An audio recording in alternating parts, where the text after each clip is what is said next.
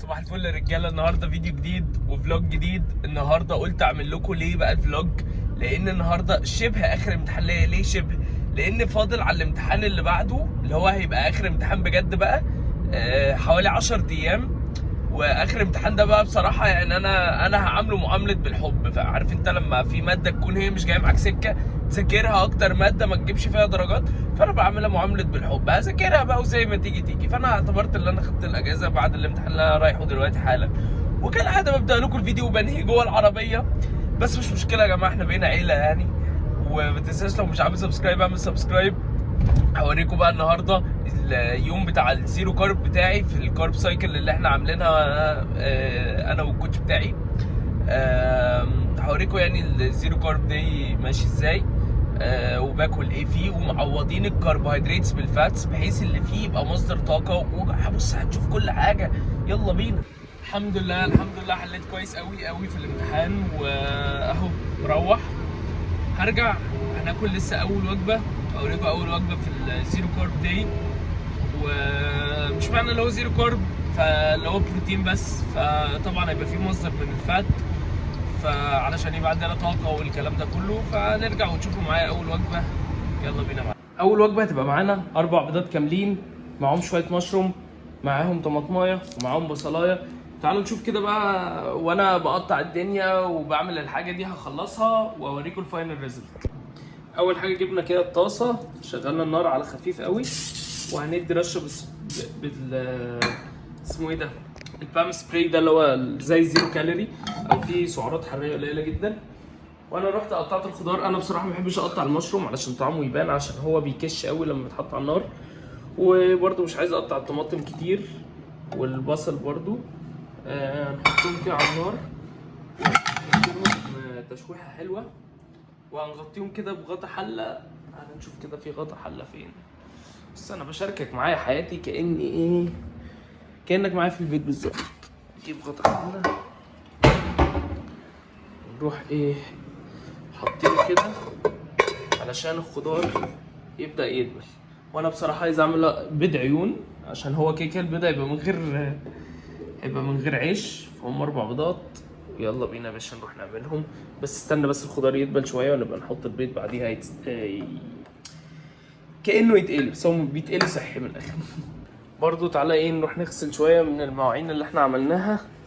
هنفتح ده كده جميل ثانيه عشان نحطه هنا.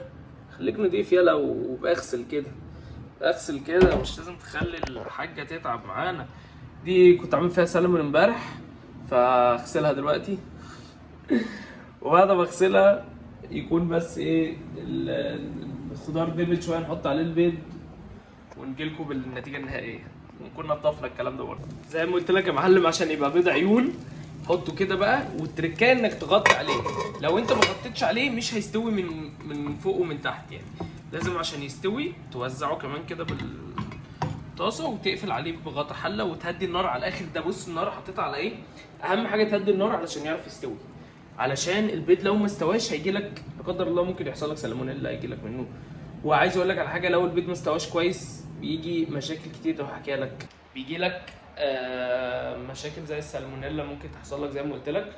وامتصاص البيض لجسمك او امتصاص البروتين يعني عامه لجسمك ما بيبقاش كويس خالص. يعني ممكن جسمك يمتص حوالي 30% من البروتين اللي جوه البيض بسبب الايفيتين. تعالوا بقى نشوف المنظر النهائي. عالمي. يلا بينا يا باشا نرفع ونحط في الطبق ونفطر، واشوفكم في الوجبه الجايه. الكوتش لازم يعذبنا ويقول لنا ال 200 جرام لحمه قبل الطبخ، يعني حاجه في قمه الجمال. ادي قطعه، يا نهار اسود، ده هم قطعتين يا لهوي، ده ما كملوش قطعتين. ده احنا هنجوع الفتره دي. استنى اما اجيب قطعه صغيره شويه. ماشي لسه في حته كمان.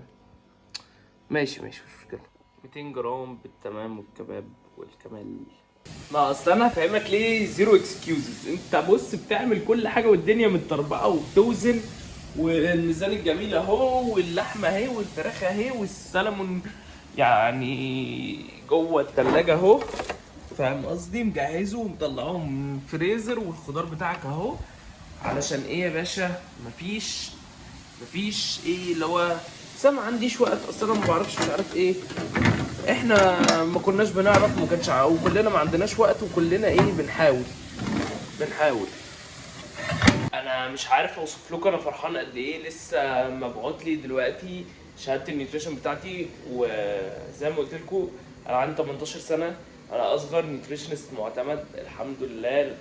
يعني مبسوط جدا، مش بس مدرب نيوتريشنست، خبير تغذيه او اخصائي تغذيه زي ما بيقولوا.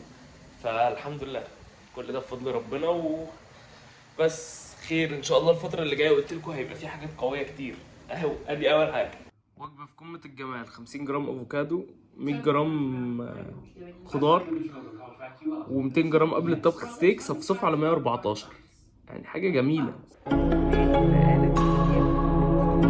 تصحى، عايزك تصحى كده من النوم تقول صباح الافشخانات، تبص على نفسك في المرايه تقول بص كفايه بقى خلاص، اللي حصل الاسبوع اللي فات حصل الاسبوع اللي فات، اللي حصل الشهر اللي فات الشهر اللي فات. ما تقعدش بقى تجيب في سيره اي حاجه تحبطك ولا تزعلك.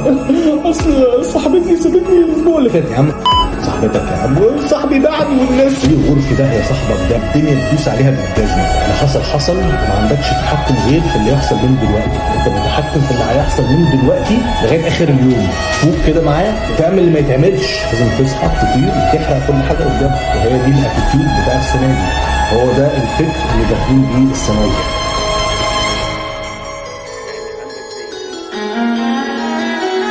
يظبط مستوى السكر في الدم، بيعمل بامب في جسمك كله عامة.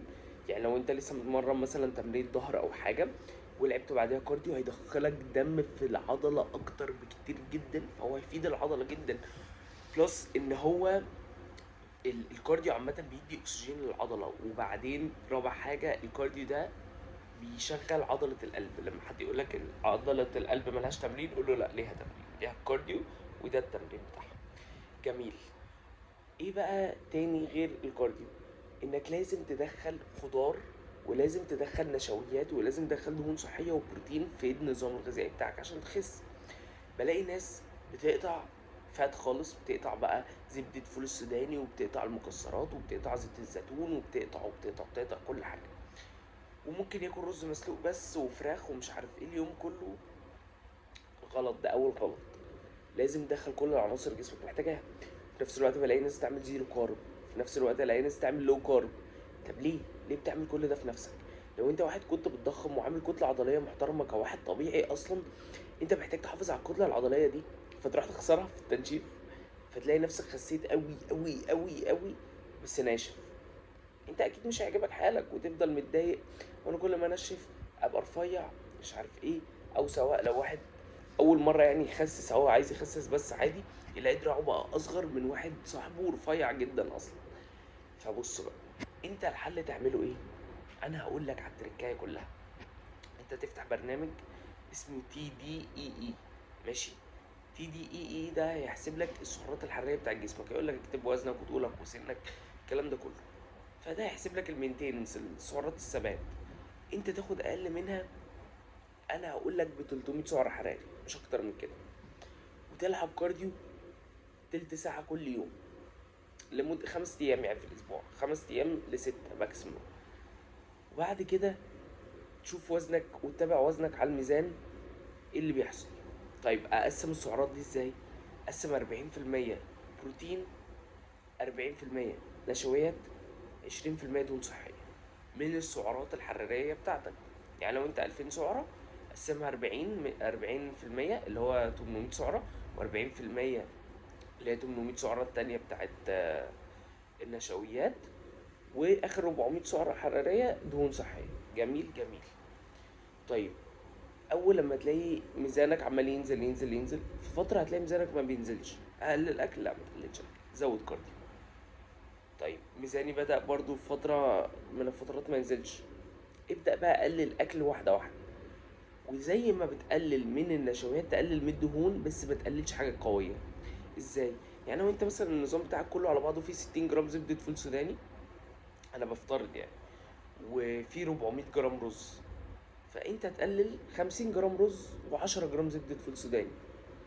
انت حاسس ان انت ما قللتش حاجة، وانت حتى بتاكل في نظامك الغذائي هتحس انا مش حاسس اصلا الاكل قل، يعني ايه الهبل ده؟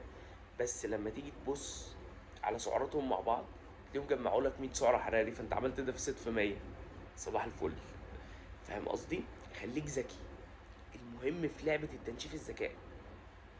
تمام تمام، ده رقم واحد.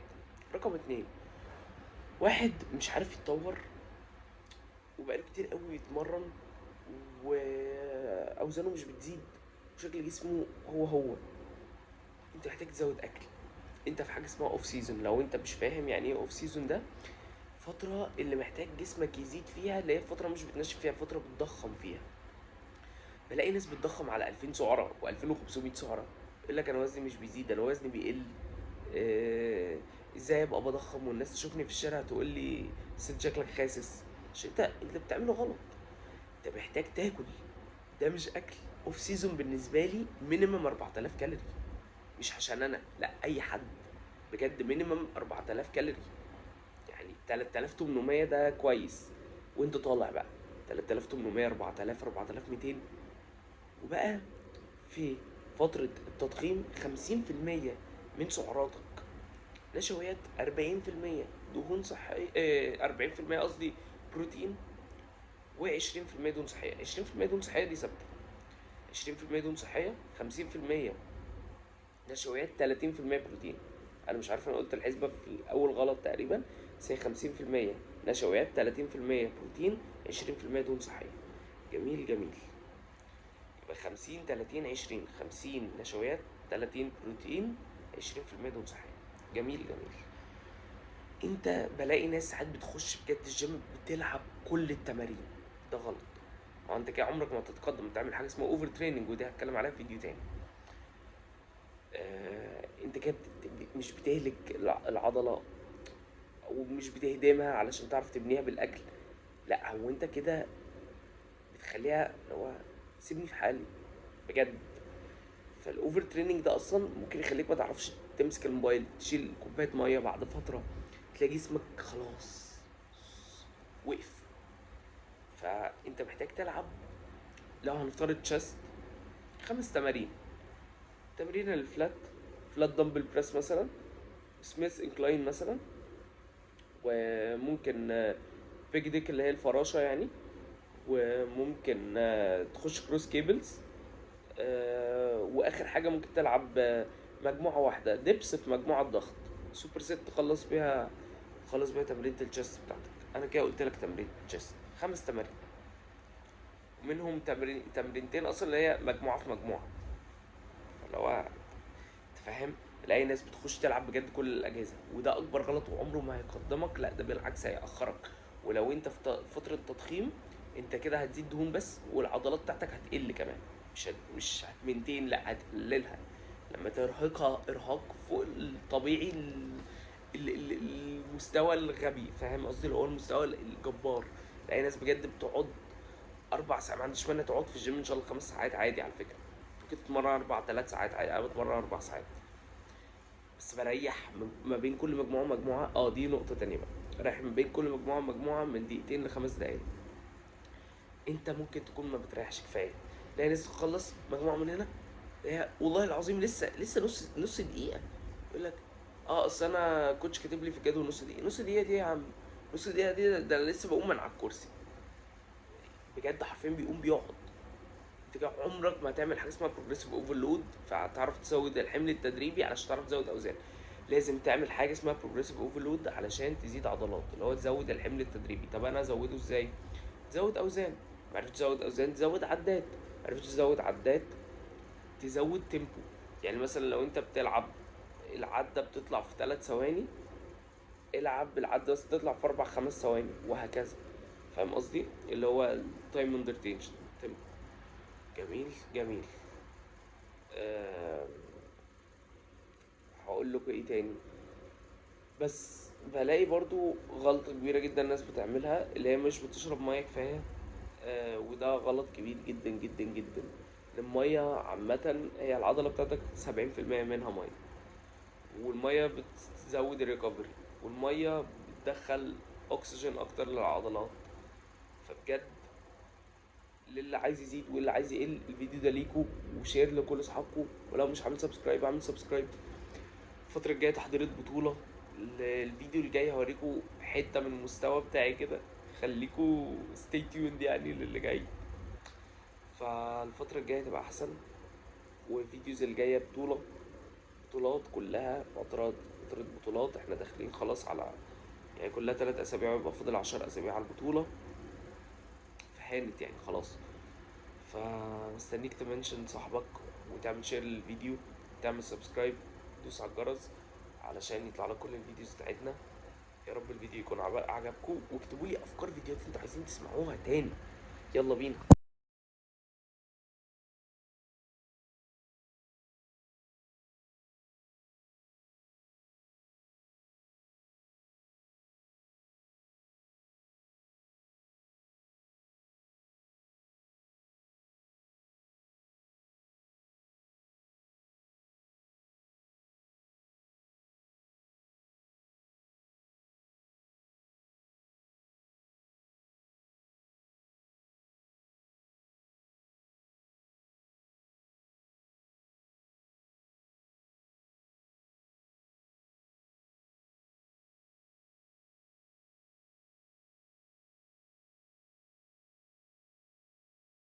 الحمد لله وتمت المهمة إلى نجاح أو بنجاح. اتفرج على فيلم في نتفليكس. عايز يا عمرو؟ ها كمل بسرعة. واحد. ها بسرعة يلا. ايه انجز. مش عايز اقول قدام الكاميرا. لا هتقول. لا ماشي مش هقول والله. اقفل يا عم. اقفل بقى يا عمرو. اخر وجبه بقى تبقى 100 جرام صدور فراخ وعلبه زبادي يوناني و40 جرام زبده فول سوداني. بس لسه هاكل الزبده الفول سوداني بعد ما اخلص الكلام ده. 40 جرام وزبده فول سوداني ده رقم كبير، وبنتفرج على الكبير قوي بجد. كان وحشني من زمان قوي الاجزاء القديمه الحلوه دي. وبس هخش انام بعديها.